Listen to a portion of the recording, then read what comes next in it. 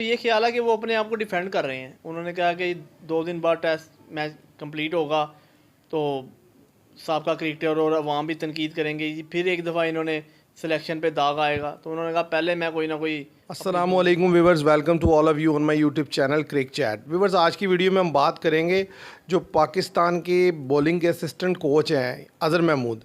उन्होंने press conference की है, तो आज उनकी प्रेस कॉन्फ्रेंस पर बात होगी। तो उन्होंने अपनी प्रेस कॉन्फ्रेंस के अंदर कुछ बड़ी अजीब सी बातें की हैं जो टेस्ट मैच चल रहा है पाकिस्तान और बांग्लादेश का, उससे रिलेटेड। और उन्होंने ये भी बात किया कि उनकी आने वाला जो टेस्ट है, यानी कि जो सेकंड टेस्ट है बांग्लादेश के अगेंस्ट, उसमें क्या प्लेइंग 11 होने वाली है पाकिस्तान की, और जो रीसेंट परफॉर्मेंस पाकिस्तान की चल रही है और जिस तरीके से पिच बिहेव कर रही है, इसके ऊपर भी उन्होंने बात की। तो वन बाय वन उन्होंने जो मेन पॉइंट्स डिस्कस किए या जो बातें उन्होंने की और जो क्वेश्चंस के आंसर दिए, तो एक एक करके हम आपके साथ डिस्कस करेंगे। अपने जो मेरे साथ हैं हमज़ा, उनके साथ हम डिस्कस करेंगे, तो जिससे आपको अंदाज़ा होगा कि किस तरह की उन्होंने जो है आज प्रेस कॉन्फ्रेंस किया और उसमें कैसे कैसे उन्होंने बातें की हैं। सबसे पहले अगर बात की जाए तो उन्होंने कहा जी टीम जो है ना वो ठीक खिलाई है। तो आप इसके बारे में क्या सोचते हैं कि मतलब यानी कि उन्होंने जिस तरीके से कहा है कि टीम ठीक खिलाई है, तो हमें तो यही समझ आ रही है कि टीम में कम से कम एक प्रॉपर स्पिनर जो है ना वो होना चाहिए था, तो वो नहीं है। मेरा तो ये ख्याल है कि वो अपने आप को डिफेंड कर रहे हैं। उन्होंने कहा कि 2 दिन बाद टेस्ट मैच कंप्लीट होगा तो साबका क्रिकेटर और अवाम भी तनकीद करेंगे जी, फिर एक दफ़ा इन्होंने सिलेक्शन पे दाग आएगा। तो उन्होंने कहा पहले मैं कोई ना कोई अपनी बोंगी मार दूं। जैसे कि वो कह रहे हैं जी टीम सेलेक्ट बेहतर है और यही टीम जो है नेक्स्ट टेस्ट में भी खेलेगी। उनको ये समझ ही नहीं आ रहा। वो कह रहे हैं जी कि ये बॉलिंग भी बेहतर है, 4 फास्ट बॉलर बड़ा अहम रोल करदार अदा कर रहे हैं। और चले बैटर ने तो बेहतरीन बैटिंग की है, और वो कह रहे हैं जी स्पिनर ने विकेट नहीं लिया है, और एक तरफ कह रहे हैं कि सैम अयूब ने विकेट भी ली है। अरे बड़ी अजीब सी व्यूवर्स उन्होंने प्रेस कॉन्फ्रेंस की है। और यानी कि प्रेस कॉन्फ्रेंस में जब खासतौर पे जब उनसे क्वेश्चन आंसर हुए, उसके आंसर बड़े अजीब से दिए उन्होंने। भाई अगर तो आपने देखे ना टीम अच्छी खिलाई है, तो भाई फिर आपको विकेट्स निकाल लेनी चाहिए थी। तो और दूसरी अजीब सी बात उन्होंने की कि जी 3 दिन जो 3 घंटे धूप ना लगने की वजह से जो पिच है ना उसका बिहेवियर बदल गया, यानी कि पिच अंडर कवर रही, जिसकी वजह से ऐसा हो गया।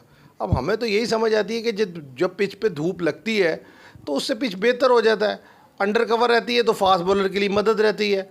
तो यहाँ भी उनकी बात कुछ खास समझ नहीं आई। फिर उन्होंने जिस तरीके से जितना कॉन्फिडेंटली कहा है कि भाई टीम यही खेलेगी अगले मैच में भी, हाँ अगर आमिर जमाल फिट होते हैं तो एक आमिर जमाल आ जाएंगे तो फिर हम देखेंगे कॉम्बिनेशन को छेड़ने के लिए।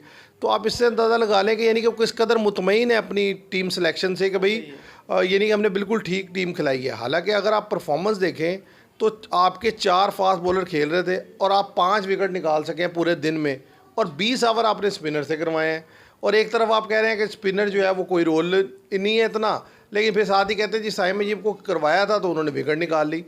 तो अब मुझे तो उनकी प्रेस कॉन्फ्रेंस का कोई यानी कि जो क्वेश्चन आंसर था उनका तो बिल्कुल ही सरपैर नहीं समझ आया। जो मेन बॉलर थे शहनशाह अफरीदी, वो ऑफ कलर नजर आए। उनको भी वो कह रहे हैं कि नहीं जी वो रिदम में आ रहे हैं, आस्ता आस्ता वो बेहतर बॉल करेंगे।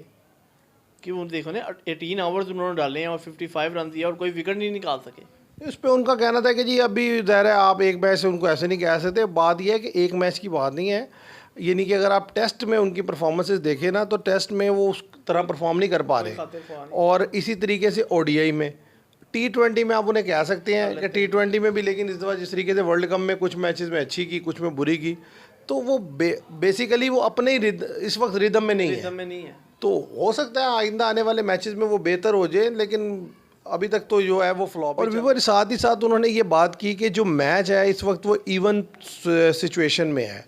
हाँ इवन सिचुएशन में यही कह सकता हूँ कि ड्रॉ के लिए इवन सिचुएशन है, जीत के लिए तो दोनों के लिए बहुत मुश्किल है। मुझे नहीं लगता वो तो दोनों टीम में से कोई एक टीम ब्लंडर करेगी तो फिर ही कोई जीत सकता है, अदरवाइज़ तो मेरा नहीं ख्याल कि किसी का जीतने के चांस है। और ये इनको कहना नहीं चाहिए था कि इवन टेस्ट बराबर है। बराबर तो जब होता है जब एक टीम, दोनों टीमें ऐसी सिचुएशन में है कि यार वो भी जीत सकती है और ये भी। ये तो बराबर तो इसी सिचुएशन में है कि ड्रॉ होगा ये टेस्ट। अब देखें ना, अगर वो फर्स्ट सेशन कल निकाल जाते हैं बांग्लादेश वाले तो वो 400 रन भी कर लेंगे, ठीक है। उसके बाद अगर वो सेकंड सेशन में पाकिस्तान की बारी आती है तो ये इतना तेज़ नहीं खेल सकते, उनके वो स्पिनर लगा देंगे, तो स्पिनर के ख़िलाफ़ इनकी विकेट भी लूज़ हो सकती है। तो ये कहना कि ये बराबर है, ये तो ड्रा ही होगा। असल में वो जिसे इवन कह रहे हैं ना, वो ये है कि यानी कि अगर हमारी जो पोजीशन है वो ऐसी है कि हम विकेट नहीं ले, यानी कि अगर कोई एक्स्ट्राऑर्डिनरी बॉलिंग करेंगे तो मैच जीत सकते हैं। तो इसी तरह बांग्लादेश ने भी अगर मैच जीतना है तो उसे एक्स्ट्राऑर्डिनरी खेलना पड़ेगा। तो इस लिहाज से वो कह रहे हैं कि इवन मैच है, दोनों के लिए एक जैसा चांस है। और हालांकि देखा जाए, मैं कहता हूँ दोनों के लिए चांस बहुत कम है। रियलिटी में ये है कि मैच जो है वो ड्रॉ की तरफ ज़्यादा जा रहा है। तो इसमें जीतने का तो मुझे कुछ समझ नहीं आती। तो असल मसला पता क्या है, हमारा मसला ये है कि अब ये जो कोचेज़ हैं हमारे, अब ये आके जब इस तरीके की बात करते हैं तो बाकी फिर क्या होगा। अब वो कह रहे हैं कि जी हमने पिंडी का टेस्ट जो है इधर ही खेलना है, यानी कि सेकंड मैच टेस्ट इधर ही खेलना है पिंडी में, तो हम ये टीम खिलाएंगे क्योंकि हमने जो है ये जेन में बनाया हुआ है कि हम जो है फास्ट पिच के तौर पर खेलेंगे, यानी फास्ट पिचेस पे। विकेट बनाओ भी तो, फास्ट विकेट बनाए भी तो, वो तो बनती नहीं है इनसे। बात यह है कि इनसे बनती नहीं है पिच। और दूसरा चीज़ ये है, स्टेटमेंट भी कल दे रहे हैं कि जी 3 घंटे धूप ना लगने की वजह से विकेट का बिहेवियर तब्दील। अजीब सी उन्होंने और बात की, कह रहे हैं इंग्लैंड के खिलाफ भी हम जो है ना ज़ाहिर देखेंगे कि 20 विकेट्स हमने लेनी है तो हम फास्ट 4 ही रखेंगे या कभी 3 या 1 स्पिनर कर लेंगे। नहीं, खिला लें इंग्लैंड के खिलाफ, मैं तो कहता हूँ इनको। बात ये है 500 रन इंग्लैंड के खिलाफ आप स्पिन के थ्रू जाएंगे। अच्छा, आपसे ना स्पिन विकेट बनती है ना आपसे फास्ट विकेट बनती है। विकेट बनाओगे तो बात बनेगी ना। अब आप देखें ना, आपने शोर डाला हुआ था कि भाई ये फास्ट पिच होगी, फास्ट के लिए कोई मदद नहीं है, वो तो विकेट ही बैटिंग फ्रेंडली है।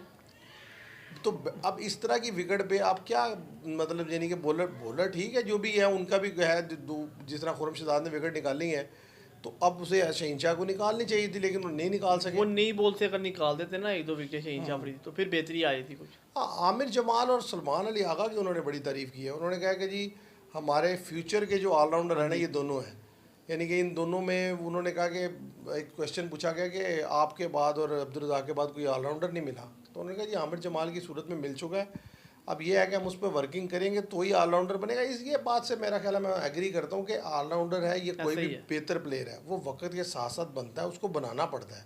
नहीं, वो बेहतर है। उन्होंने ऑस्ट्रेलिया में जैसी इनिंग्सें खेली और विकेटें भी निकाली उधर। और कोई भी प्लेयर जो है ना, आते ही पहले मैच में दोनों फॉरन जैनी चीज़ों में बेहतर नहीं कर रहा होता, उसे सीखना पड़ता है, लर्निंग फेज से गुजरता है, फिर जाके उसकी बैटिंग उसकी बॉलिंग निखरती है। अब हम डेवलप करते ही नहीं है लड़का, हम उसी तरीके से चलते जाते हैं और फिर तो उठा के बाहर कर देते हैं। हमारा कसूर है। और इसी तरह सलमान अली आगा ओवर एक बॉलर के तौर पर खेल सकता है, लेकिन बात यह है कि आप फिर उसे एज अ बैटर यूटिलाइज नहीं करते। आप देखें T20 वर्ल्ड कप में आप उसे लेके नहीं गए, वरना आजम खान की जगह इनको होना चाहिए था। तो बात यह है कि आप लड़के का कॉन्फिडेंस तो खुद खराब करते हैं। अब टेस्ट में आपने खिलाया है, अब देखते हैं, टेस्ट में तो रेगुलर मौका, इस दफा तो इतना मौका ही नहीं था उसके पास। टेस्ट में तो रेगुलर खिला रहे हैं, पर ये है कि वनडे में भी चांस देना चाहिए। ऐसे ही है, तो चांसेस मिलेंगे तो फिर ही है। तो व्यूअर्स, जो तो अज़हर महमूद की प्रेस कॉन्फ्रेंस ही, वो हमने आपके सामने उसके जो मेन पॉइंट थे वो रख दिए कि वो तो टीम की कारकर्दगी जैसी अभी चल रही है, बॉलिंग चल रही है, उससे भी मुतमईन थे। हालांकि 5 विकेट लिए हैं बॉलर्स ने अभी तक, और 92 ओवर्स में 5 आउट किए पाकिस्तान ने, जिसमें से 1 स्पिनर के और 4 फास्ट ने विकेट निकाली हैं। तो वो कह रहे हैं कि बॉलर बड़ा अहम रोल प्ले कर रहे हैं। तो और वो इस बॉलिंग अटैक से जो है वो एग्री कर रहे हैं और बड़े मुतमईन, और वो कह रहे हैं सेकंड टेस्ट में भी हम इसी बॉलिंग अटैक से जाएंगे।